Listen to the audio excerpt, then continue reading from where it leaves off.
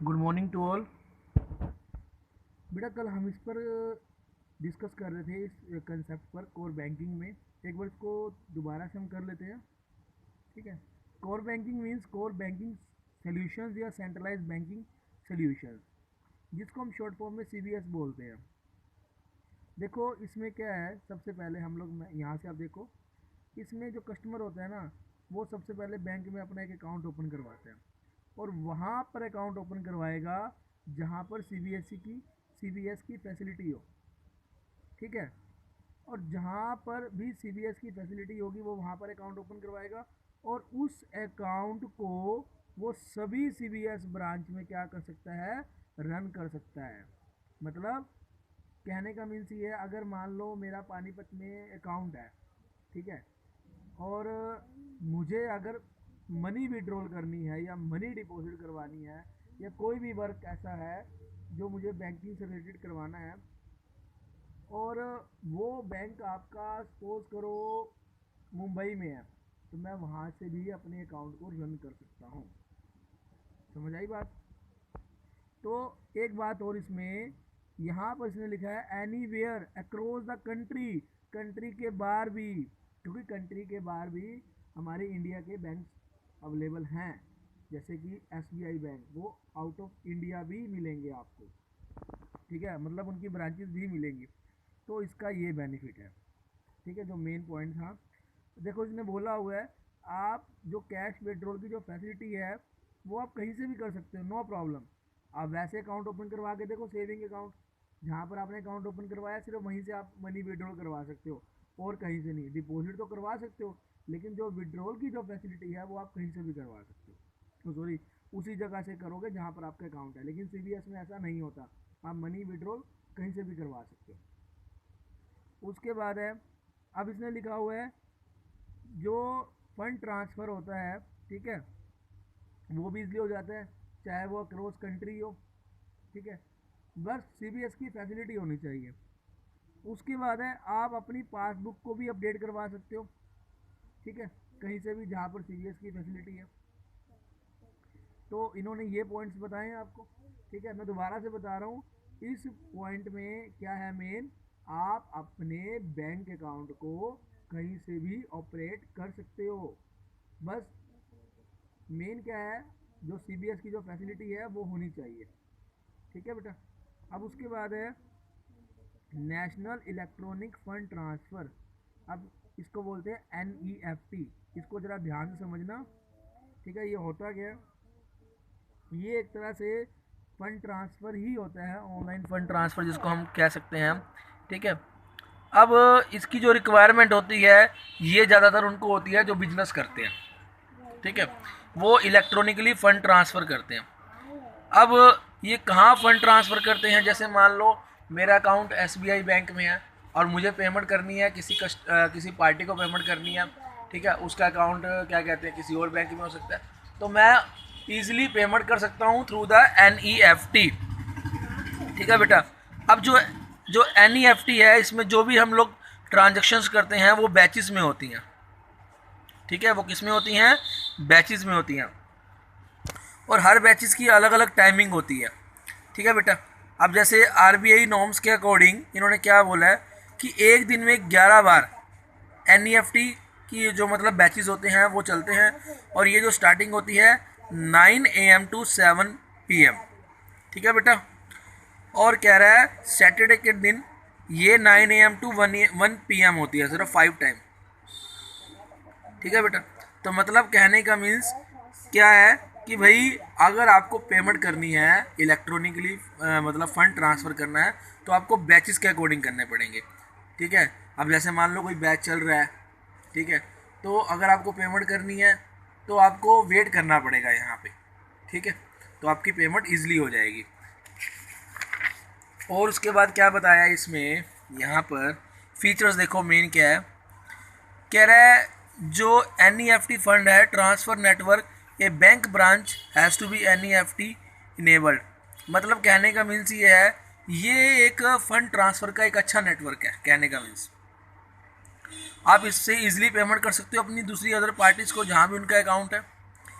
और उसके बाद क्या बोला है, कह रहा है नॉट ओनली इंडिविजुअल फर्म्स और company maintain accounting with A bank branch can transfer using NEFT but even such individual firms and company who do not have a bank account can also deposit cash at the NEFT।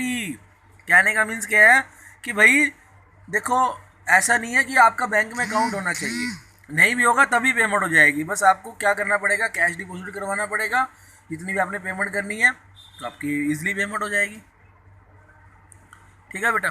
फिर इसने क्या बोला है, कह रहा only individual firms company maintaining account with an NEFT enabled bank branch can receive fund through the NEFT systems. मतलब जो individuals हैं, फर्म्स हैं, कंपनीज हैं जिन्होंने अपना अकाउंट मेंटेन किया हुआ है NEFT के साथ, तो कह रहा है उस वो जहाँ भी उनका अकाउंट है जिस ब्रांच में, वो भी क्या कहते हैं NEFT के थ्रू वो अपनी पेमेंट रिसीव कर सकते हैं।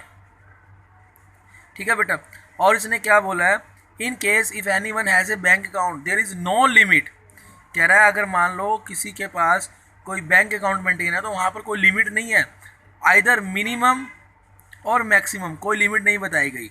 लेकिन एक चीज़ और देखो यहाँ पर, कह रहा है किसी पर्सन के पास बैंक अकाउंट नहीं है तो मैक्सिमम वो कितना अमाउंट ट्रांसफ़र कर सकता है, कैश में 50,000 के अकाउंट। और उसके बाद क्या बताया, कह रहा देखो अगर आपने 1 लाख तक पेमेंट करनी है, ठीक है, आपने 1 लाख तक पेमेंट करनी है तो ये आपका 5 रुपीज़ प्लस में जो आपका क्या कहते हैं अपना, अब तो देखो सर्विस टैक्स तो है नहीं, अब GST लगता है। ठीक है, तो आपको GST पे करना पड़ेगा। फिर 1 लाख टू 2 लाख तक 15 रुपीज़ प्लस में GST। फिर 2 लाख, बेटा ये बुक ना पुरानी है तो ये इसमें तभी सर्विस टैक्स दिया हुआ है। फिर 2 लाख से अगर आपको ज़्यादा पेमेंट करनी है तो 25 रुपीज़ प्लस में GST। ठीक है बेटा, तो ये आपका समझ में आ गया। कह रहा है उसके बाद no charges to be levied. Levied का मीनिंग होता है लगाना, फॉर द बेनिफिशरी और रिसीवर ऑफ फंड, मतलब जो पेमेंट रिसीव कर रहा है ना उसके ऊपर कोई चार्जेस नहीं है। ठीक है, उसके ऊपर कोई भी चार्जेस नहीं है, बस आप यही वाला पॉइंट करो।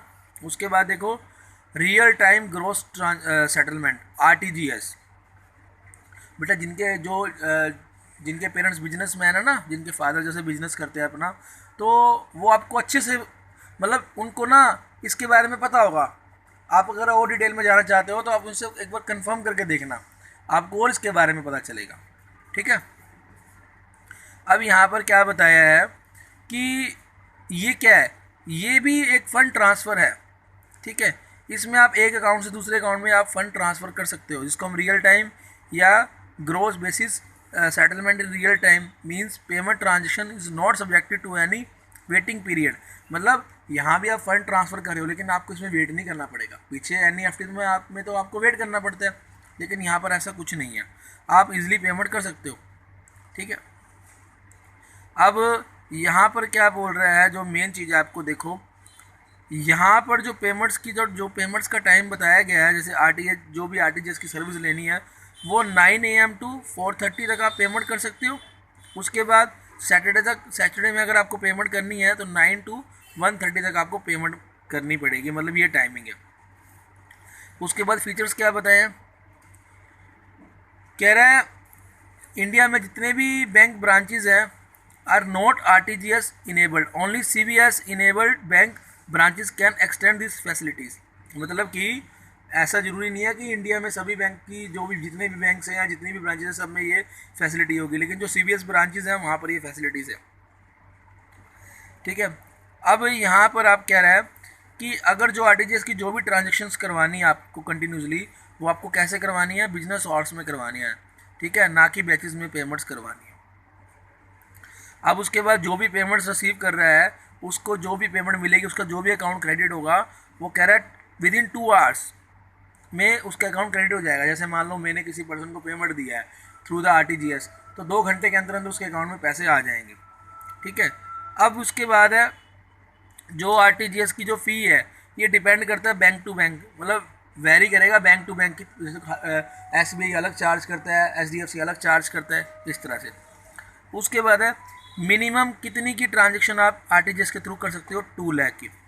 ठीक है, और कह रहा है there is no upper ceiling for the RTGS transaction. यहाँ पर कोई मतलब कह रहा है लिमिट नहीं बताई गई। अब तुम कहोगे सर ऑनलाइन ट्रांजेक्शन तो हम कहीं क्या कहते हैं अपना जितने सारे ऐप्स हैं वहाँ से भी कर सकते हैं। बेटा ये बिजनेस के लिए सबसे बेस्ट ऑप्शन है, ठीक है ना। इसमें हम बड़ी बड़ी अमाउंट्स की पेमेंट करते हैं, कोई 100-200 रुपये की पेमेंट नहीं करती, ठीक है ना। इसमें लैक्स में करोड़्स में पेमेंट होती है, तो उनके लिए सबसे बेस्ट ऑप्शन ये माना जाता है, ठीक है बेटे। तो ये आपका क्या कहते हैं अपना 4.1 कंप्लीट हो गया, ठीक है, ठीक है बेटा।